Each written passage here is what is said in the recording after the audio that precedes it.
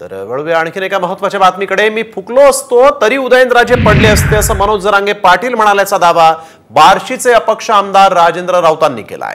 मनोज जरांगेंच्या भेटीदरम्यान जरांगेंनी प्रचंड अहंकाराने हे वक्तव्य केल्यामुळे धक्का बसल्याचंही राऊत म्हणाले। मी माझ्या या देवाची शपथ घेऊन सांगतो तमाम महाराष्ट्रातल्या मराठा बांधवांना, दादांचं हे वाक्य आहे, मी फुकलो असतो तरी राजे पडले असते, मी फुकलो असतो तरी राजे पडले असते, मी राजे म्हणून सोडून दिलं असा हात केला। मी जर खोटं बोलत असेल तर या महाराजाचा भक्त आयुष्यात नाही मित्रांनो, माझ्या विठ्ठलरावाचा पोरगा नाही, मी माझ्या आई बापा शपथ खरं सांगतो आज। तर वळूया आणखीन एका महत्त्वाच्या बातमीकडे। मी फुकलो असतो तरी उदयनराजे पडले असते असं मनोज जरांगे पाटील म्हणाल्याचा दावा बार्शीचे अपक्ष आमदार राजेंद्र राऊतांनी केलाय। मनोज जरांगेंच्या भेटीदरम्यान जरांगेंनी प्रचंड अहंकाराने हे वक्तव्य केल्यामुळे धक्का बसल्याचंही राऊत म्हणाले।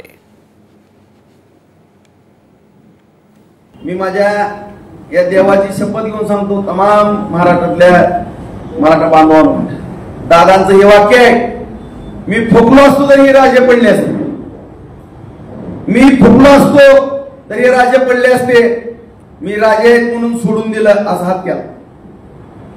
मी जर खोटं बोलत असेल तर या महाराजाचा भक्त आयुष्यात नाही मित्रांनो, माझ्या विठ्ठलरावाचा पोरगा नाही, मी माझ्या आई बापा शपथ खरं सांगतो आज।